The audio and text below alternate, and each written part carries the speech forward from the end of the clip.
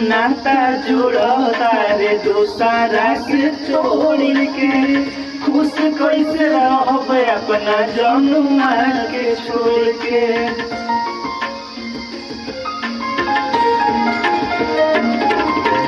एगो नाता जोड़ता रे दूसरा से